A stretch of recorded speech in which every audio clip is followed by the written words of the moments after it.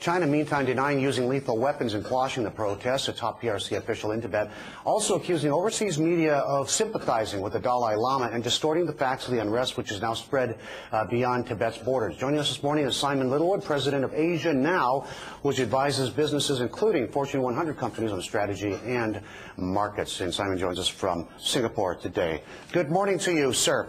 Do you think that the authorities in China have a grip on the situation, or is this just getting worse and worse by the day? Well, there are reports that Lhasa has pretty much returned to normal today. Government offices are opening, schools are opening, so it could well be that we've seen the worst of the violence there. And what was accomplished by either side? Did the Chinese deal with this situation? Are the Chinese dealing with the situation in an even-handed way in the context of their modus operandi? And what did the protesters hope to gain, and did they achieve anything toward those means? Okay, was anything accomplished? Well, I think you have to see this in the context of March is the anniversary of the month that the Dalai Lama led a attempted rebellion in 1959 and then fled into exile. There's been some kind of demonstration in Lhasa pretty well every March since then. This year it appears to have been particularly widespread, and some activists say that as many as 80 people were killed. It can't be a coincidence that it coincided with the People's Congress in Beijing, nor indeed that this is the year of the Beijing Olympics. Do you see any negative fallout for China? Even the Dalai Lama has said the Olympics shouldn't be used as a political winding sheet. I've been reasonably happy with the commentary that I've heard. I mean, of course, there are a lot of activists in Hollywood, of course, but also human rights activists who are heavily pushing a pro-Tibet agenda. But, the reality is that it's more than 50 years now since China gained effective control of Tibet. That isn't going to change. Looking at the scorecard, Tibet has gained very significantly in terms of infrastructure investment, in terms of improvements in infant mortality. Life expectancy, according to the UN, has more than doubled in Tibet since the Chinese took over. So, notwithstanding gripes about religious freedom, I don't see. I see the scorecard as being reasonably favourable to China in terms of the way that they've managed Tibet. Yeah. What do you, as the head of a business consultancy, since this Tibet conflict started to emerge, what kind of inquiries, what kind of queries are you getting from your clientele, and in relation to where? Do you actually consult with businesses doing business in Tibet? I presume it's mostly in the PRC.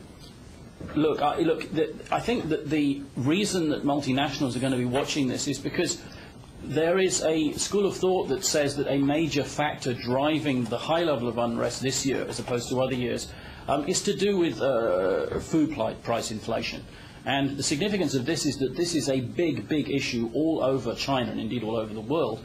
And China is facing major social unrest because of the unequal nature of the economic growth. And I think it's that, and how China is going to deal with it, how successfully they're going to mediate that challenge, that concerns multinationals, because there is the possibility of significant unrest and a disruption to growth.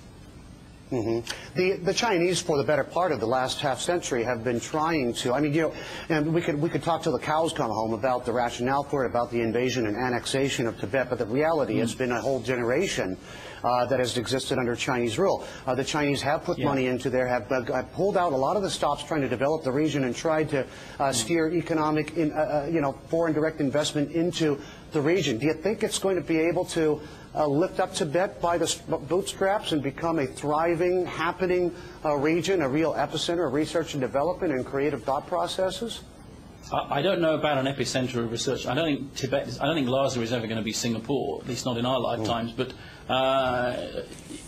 the reality is that Tibet was a medieval backwater until China started building infrastructure and pouring money in there. The figures speak for themselves.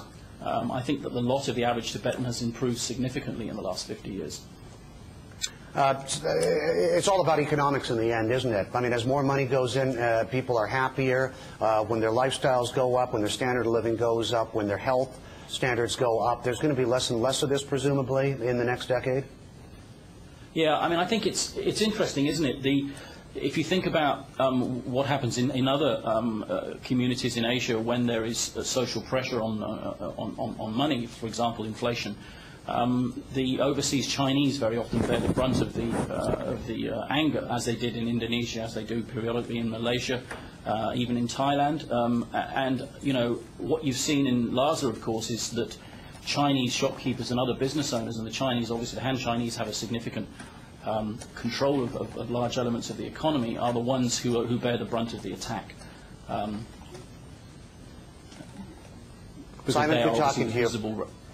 Right. Thank you, Simon. Appreciate your insights. Simon Littlewood, Asian Now president. Back to the markets.